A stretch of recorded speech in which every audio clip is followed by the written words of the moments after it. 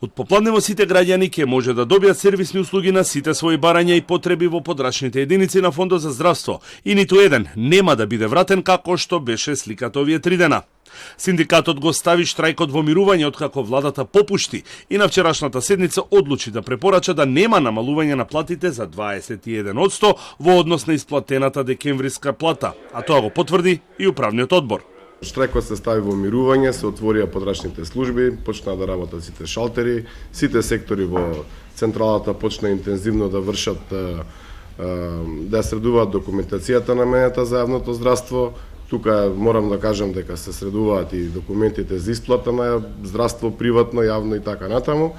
Платата на вработените во фондот останува иста, односно вредноста на бодот од 77 денари нема да се менува до 31 мај оваа година. Оваа одлука ќе има важност од 1 јануари 2024 година до 31 мај 2024 година, што го опфаќа периодот до трајно решение, кое секако ќе биде во интерес на вработените од Фондот за здравствено осигурување. Очекувањата на синдикатот се дека и по 31 мај и ребалансот на буџетот нема да има промена во висина на платите.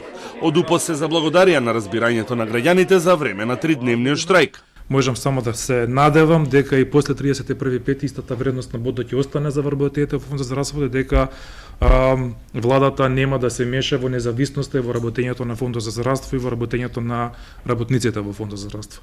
Директорката на фондот потврди дека вработените со засилено темпо работат на сервисирање на редовните обврски кон граѓаните и здравствените установи поради 3-дневниот застој.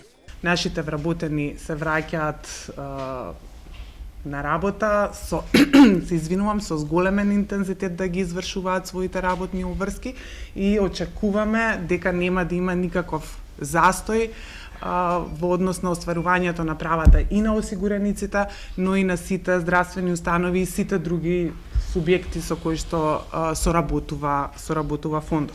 Штрајкот во фондот почна во понеделникот. Голем број на граѓани не можеа да добијат услуги како што се осигурување, потписи, печати или електронска потврда во системот, за да може да се спроведе операција или крупен медицински зафат и процедура, бидејќи вработените работеа само на осигурување на деца и хоспитализирани лица и упатување на лекување во странство.